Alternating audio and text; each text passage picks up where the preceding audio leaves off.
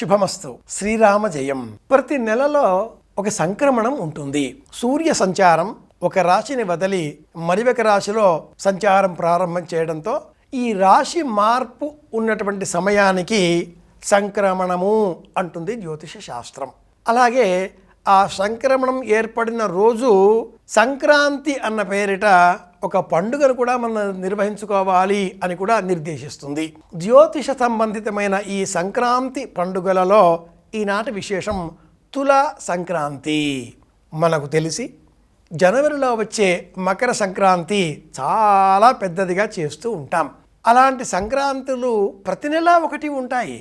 అందులో ఈ మాసానికి సంబంధించిన సంక్రాంతి తులా సంక్రాంతి.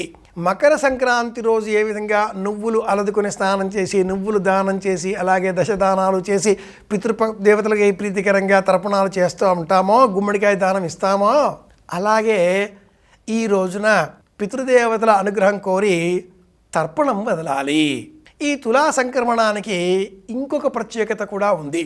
మహాలయ పక్షంలో అనివార్య కారణాల చేత విదేశాలలో ఉన్నవారు లేదా ఆశౌచం ఏదైనా వచ్చి పెద్దలకు బియ్యం ఇవ్వలేనటువంటి వాళ్ళు, సాహిత్యం, ఒకరోజుకు సంబంధించిన వస్తు సంభారాల సమగ్ర ఆ వస్తువులన్నీ కూడా కలుపుకొని ఇవ్వలేకపోవడం, అలాంటి సందర్భాలన్నీ కూడా మనకు బాధాకరంగా ఉన్న ఎడల పితృదేవతల అనుగ్రహం కోరి ఈ రోజున తులా సంక్రమణం ఉన్న రోజున పితృదేవతలకే ప్రీతికరంగా తర్పణం వదలి అర్హులైన వారికి బ్రాహ్మణోత్తములకు దక్షిణ పురస్సరంగా బియ్యం, పెసరపప్పు, కందిపప్పు కాదు సుమా, బియ్యం, పెసరపప్పు, కందగడ్డ, బెల్లం, పాలు, ఉప్పు, ఈ 5 ప్రధానంగా.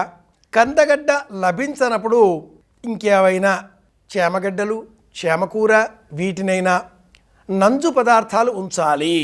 ఆలుగడ్డలు, బంగాళాదుంపలు అంటాం వాటిని, వంకాయలు, పాలకూర, వీటిని మాత్రం ఎట్టి పరిస్థితుల్లో కూడా ఈ పెద్దలకు బియ్యం ఇచ్చే సందర్భాలలో వినియోగించకూడదు.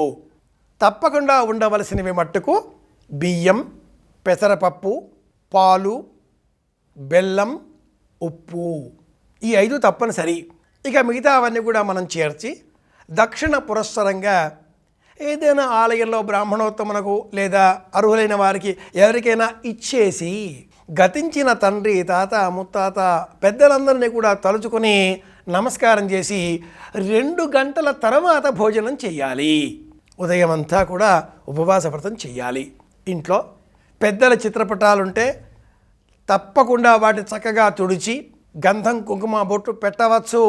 ఏ అనుమానము అక్కరలేదు.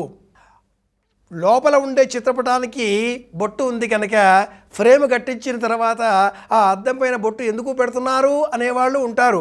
మన భక్తి తప్పకుండా పెట్టాలి. పుష్పమాలికల చేత అలంకరించాలి. ఆ గతించిన పెద్దల ఔన్నత్యాన్ని, పెద్దరికాన్ని, వారు చేసిన జీవన వ్యవసాయాన్ని, గొప్పదనాలను చిన్నారి బాలబాలికలకు తెలియజేయాలి. ప్రతి ఇంటిలో కూడా ఒక వంశవృక్షం ఉండాలి. ఇలా సంక్రమణాలు ప్రతి నెలా ఒకటి వస్తూ ఉంటాయి కనుక ఆ సంక్రమణం వచ్చిన రోజున ఆ వంశవృక్షాన్ని చేతిలో తీసుకొని అందులో చేర్చవలసిన వారి పేర్లు ఇంకా ఏవైనా తెలిసి ఉంటే కొత్తగా చేరుస్తూ పిల్లలకు ఆ వంశవృక్షంలో ఉండే పెద్దలందరి గురించి కూడా పరిచయం చేస్తూ ఉండాలి. ఇందువలన ఆ కుటుంబం అందరి మధ్యన ఒక సమష్టి భావన దృఢతరం అవుతుంది. తులా సంక్రమణం ఈనాటి విశేషం. సాహిత్యం ఇద్దాం, అందరి క్షేమాన్ని కోరుదాం. పెద్దల అనుగ్రహంతో, పితరుల ఆశీర్వాదాలతో మళ్ళీ రేపు కలుసుకుందాం. శ్రీరామ జయం. శుభమస్తు.